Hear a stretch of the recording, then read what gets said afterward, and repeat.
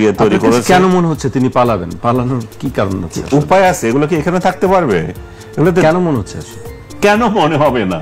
আপনি যখন একটা রাজনৈতিক দল যাকে আপনি বিচারের আগে বিচার করে রাজনীতিতে ইলেকশন করতে দিচ্ছেন না, যার একটা ভোট হলো, ভয়েস অফ আমেরিকা একটা করলো, 57% লোক চায় যে তারা ইলেকশন করুক, তো বাংলাদেশে একেবারে ফেলে দেন, মানে কিচ্ছু সমর্থন নাই, 30% তো আছে, আওয়ামী লীগ দাবি করে যারা 40% আছে, তো এই লোকগুলো কারে ভোট দেবে? তো এই লোকগুলো কি আপনি মনে করতেছেন এই দেশে 5 বছর সব জেলে রাখিয়ে দিতে পারবেন? আপনি সব জেলে বন্দী থাকবে নাকি বঙ্গোপসাগরে ফেলে দেবেন? এবং আপনি যাদের বাড়ি আক্রমণ করেছেন, যাদের বাড়িঘর হামলা করেছেন, তারা আপনারা ছেড়ে দিবে? ডক্টর ইউনূসের বাপের বাড়ি কোথায় সেটা কি মানুষ চেনে না? তার নিজের বাড়ি কোথায় সেটা কি চেনে না? এগুলোর উপর হামলা হবে না? 32 নম্বরের প্রতিশোধ কে হবে না? হয়ে যাবে তো। তারা করবে, যারা নির্যাতিত, যারা অবহেলিত তারা করবে, যারা এগুলো শিকার। রাজনীতি করা তো কোনো অপরাধ না। ডক্টর ইউনূস ক্ষমতা দখল করেই প্রতিহিংসা শুরু করেছেন।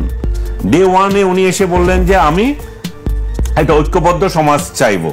সে ঐক্যবদ্ধ সমাজের কথা বলে তিনি সমাজকে টুকরা টুকরা করে ফেললেন। উনি আওয়ামী লীগকে শেষ করতে গিয়ে আওয়ামী লীগের যেগুলো খুনি, যেগুলো লুটপাট করছে, যেগুলো অপরাধ করছে, তাদেরকে জেলে দেন, প্রত্যেকটা মানুষ হাততালি দিবে, ইনক্লুডিং আওয়ামী লীগের লোকজন। কিন্তু আওয়ামী লীগ করেছে, সেই জন্য আপনি একটা গ্রামের সাধারণ ছেলেকে ধরে নিয়ে যাবেন। আমি ওই দিন দেখলাম, এলাকাটা মনে করতে পারছেন, একজন মুক্তিযোদ্ধা এবং উনি আওয়ামী লীগের এলাকার ভাইস প্রেসিডেন্ট, তার মাথা ফাটাই দিচ্ছে, তার বিরুদ্ধে কোনো মামলাও নাই, কিছু নাই। তো এই যে কার্যক্রম, এই যে মব সংস্কৃতি আপনি চালু করেছেন, সেটা তো পরবর্তীতেও চলবে। আপনি এই সংস্কৃতির জনক তো আপনি। সো এইগুলারই শিকার হবে এই যে খলিলরা, এবং খলিল তো থাকবেন না, এটা অবভিয়াসলি। যারা এখানে আরো যারা ভদ্রলোক আছেন তারাও এর শিকার হয়ে যেতে পারেন। আমি তো অনেক ভদ্রলোক দেখি এই ইয়েতে আছে, হয়তো তাদের কিছু হবেও না, এমনও আছেন অনেকগুলো।